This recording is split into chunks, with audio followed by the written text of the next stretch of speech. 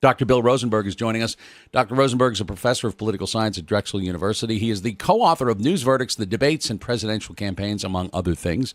He is tweeting at Dr. B. Rosenberg and is with us.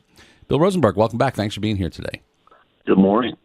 Let's talk about the Russian situation. I'll bring this up because the fresh news today, it's in front page New York Times, inside the Washington Post, and also the Wall Street Journal, that the Secretary of Commerce, Wilbur Ross, as the headline reads in the Wall Street Journal, left out connection to Putin family. NBC is reporting that Michael Flynn, general, retired, former national security advisor who lasted for about 24 days, that the special counsel may actually be prepared to bring charges against him.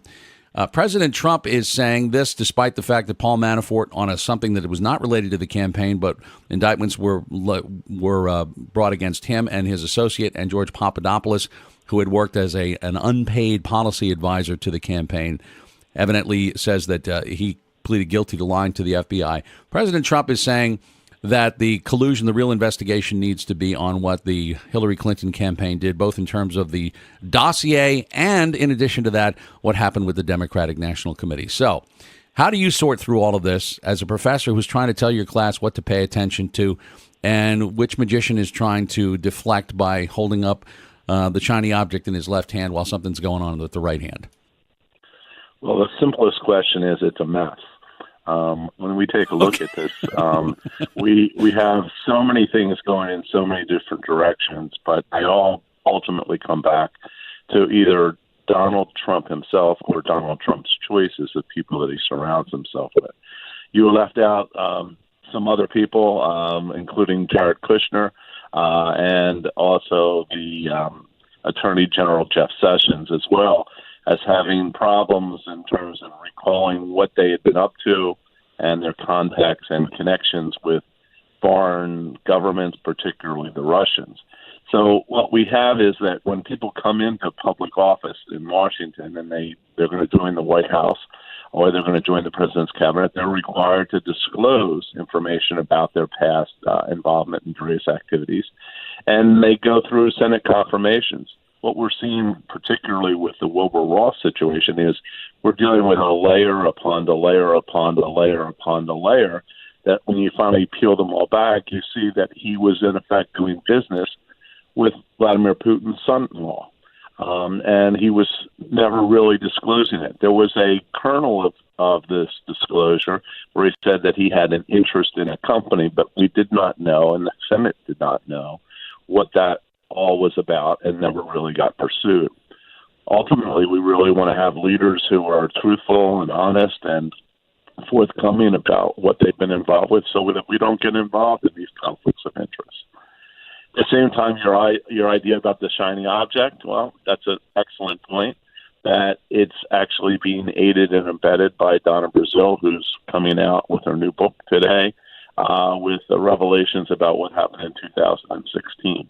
So anything that Donald Trump can do right now to distract the American public in particular from what his group of advisors and appointees are involved with is all to the better for him. But at the same time, you have to realize that Mueller is not likely to be distracted by this. Bill, one of the things as I mentioned at the top, one of the books you've written, co-authored, is News Verdicts, The Debates and Presidential Campaigns. But you make a study about the legitimacy, about the kinds of messaging that take place, but also about how people receive those messages. And as we go on here, we hear accusations of fake news, the increasing reliance on news sources within individual silos, if you will, silos of news.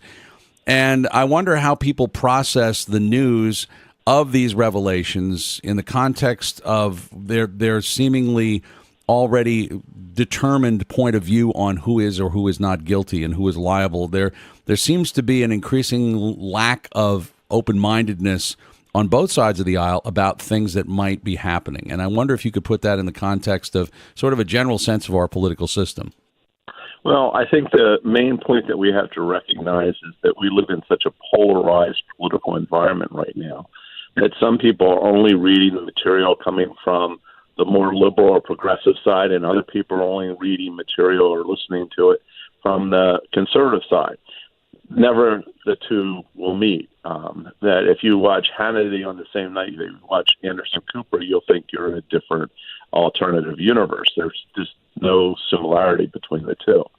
I think ultimately what we have to recognize is also this confusion about what fake news is. And I know we only have a limited amount of time, but just very briefly, Donald Trump keeps using the word fake news. But the idea about what fake news is really maybe three different things, and they're all really different. One is Donald Trump simply says anything that he doesn't like is fake news, and that gets that tag. During the election, there were two other types of fake news. One was really housed in Macedonia, which a lot of your listeners probably are not familiar with, where there were young programmer types that were really trying to make a quick buck, and they put a little snippet about something about American politics, trying to get that click through so that they could make some money. So it was an economic sort of linkage to fake news. And then there was the third option, which was the Russian trolls in St. Petersburg. They were probably part of a coordinated effort to sow discontent in the American public and probably to lean a little bit the election towards Donald Trump. So you got three types of fake news going on at the same time that you have a polarized society that is listening to commentators on the left and commentators on the right. And as a result, as a nation, we're not having any type of unified sort of version about what the verdict of what's actually going on is. Depends who you are, what you listen to, and then what you process. And finally, as you said, we don't have a full amount of time, but I did want to get your take, Bill Rosenberg, on the current debate. Republicans are trying to push a tax reform bill. They're going to move forward in the House this week. They hope to get onto the Senate fairly quickly. Give us just an overall sense of how important this is to the Republican Party and whether or not it is something that is, in the context of what you were just talking about, the polarized times, whether or not this is something that is going to get any buy-in that's going to make it something that people can buy into. Well, I think there are, again, two issues, Tim. One is even the nomenclature, what we call this. There's the sense of, is it a tax reform program or is it a tax cut program? Okay. And as a result, that has some interesting sort of meanings associated with it. The idea about the tax reform, reducing it down to four categories and so forth with your federal income tax, that's been the type of thing that people have been talking about for a while. But at the end of the day, we need a certain size pie to be able to be funded. Okay, that's what the federal government does.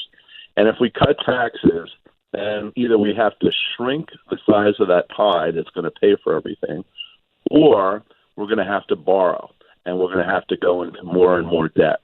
And I think that's really where the key of all this happens. When you look at budget hawks that are often on the Republican side, but also Democrats as well, the deficit hawks are not going to be interested in funding having a tax cut that cuts the amount of revenue coming in unless they can also cut programs. They can't agree on what programs they're going to cut. They're going to have to borrow, and that's going to be sort of the horror for deficit hawks. For states that have high state taxes, and in particular state and local taxes in terms of property tax, for both Democrats and Republican lawmakers, that's a non-starter. So at the end of the day, there's going to be so many people that are going to have such concerns about it, except for maybe the people that are getting the relief from what they call the death tax, the inheritance tax. There's going to be a lot of competing interests to try and sabotage this going forward. The Republicans, they need a victory very badly. They lost on health care reform.